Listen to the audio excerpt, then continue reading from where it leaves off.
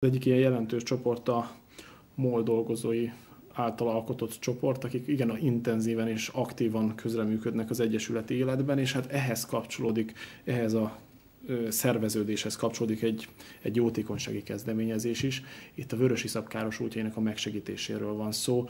Mit lehet tudni erről a kezdeményezésről, hogyan tudnak segíteni az Érdi Horgász Egyesület tagjai? Igen, annak idején, amikor iskolába tanítottam, akkor ott hoztam létre egy ilyen kis szakcsoportot. Most a MOL-ban dolgozok, és azok a kollégákkal sikerült ősszel a tárnoki tavon egy kis horgászversenyt rendezni. Ott fogalmazódott meg, hogy segítsünk valahogy. Az első felajánlás az volt, hogy pénzben. Utána az Egyesület vezetőséggel leült, ott rögtön kaptunk is természetesen anyagi támogatást a résztvevőktől. Akkor a vezetőség leült, és azt gondoltuk, hogy pénzt nagyon sok szervezet, nagyon sok cég gyűjt és juttatja el az iszapkárosultaknak, hogy valami más kéne kitalálni. Most mit lehet kitalálni? Mindenki a saját házatáján keressen. Mi halászlét szoktunk főzni itt karácsonykor. Úgy gondoltuk, hogy lemegyünk és főzünk egy halászlét, egy kis forradbort viszünk.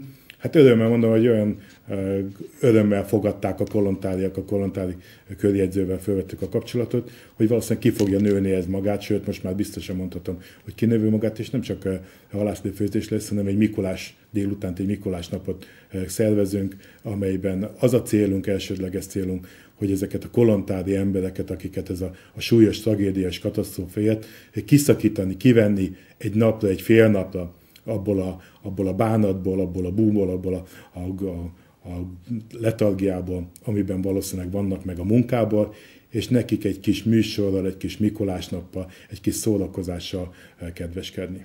De így most beszélünk róla, nem csak az Érdi Horgász Egyesület tagjai tudnak segíteni, gondolom, hogy ezt csatlakozhatnak esetlegesen olyanok is, akik nem tagjai az Egyesületnek, bár mondjuk, hogy lehet, hogy a későbbiekben a tagokká válnak. Igen, jó lenne, hogyha taggá válna mindenki, aki segít.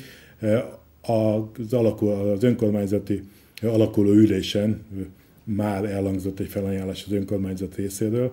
Mi akkor is bejelentettük, hogy mi is ebben munkálkodunk, hogy segítsük a kolontáriokat. Ott felajánlottuk, hogy összefogjuk azokat a civil szerveződéseket, amik nem elsősorban pénz és nem konkrét valami ruhanemű vagy műszaki cikkeknek a levételét jelenti. Ennek érdekében leveleket küldtünk körbe, mint ahogy megígértük a civil szervezeteknek, akinek tudtuk a címét, sportegyesületeknek, és pozitív a visszajelzés, hogy nem pénzzel támogatják, hanem esetleg a pincetulajdonosok a forradból alapanyaggal támogatják, akinek más lehetősége van, szállítóeszközben tudja, esetleg buszban, teherautóban tudja kifejezni, illetve van, aki a munkáját ajánlja fel.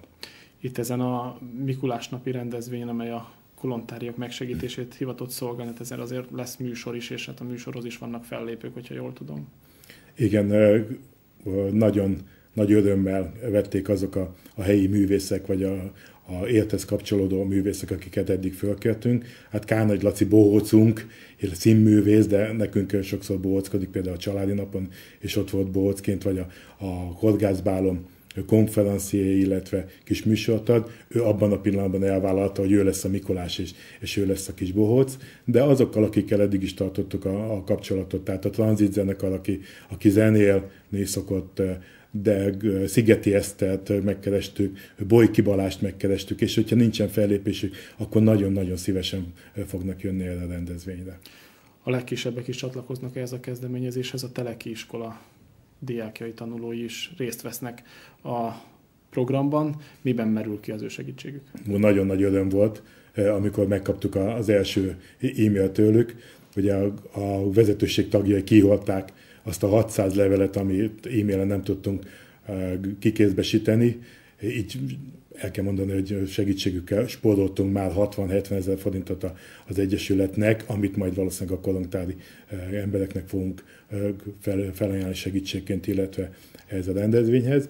És az első levelek között volt, amikor jött az osztályfőnöktől a kis levél, hogy ők már meg is kezdték a segítséget a Mikulás csomag összeállításába, egy-egy kis plüssállatot, egy kis csokoládét visznek be, és ők mindenféleképpen szeretnének eljönni velünk, és a kolontári kis pajtásaiknak személyesen átadni. Hát most is kiráz a hideg, tulajdonképpen belegondolok, amikor két kisgyerek találkozik majd, vagy a habilitációs központban lévő sérült fiatalok felajánlották, hogy a kis műsorokkal, level csengetyűs zenekarukkal jönnek, és ez valami fantasztikus élmény lesz számunkra is, és valószínűleg fantasztikus élmény lesz azoknak is, akiknek adjuk ezt a műsort. Hát bízunk benne, hogy ezáltal hatékony segítségre találnak a kolontáriak.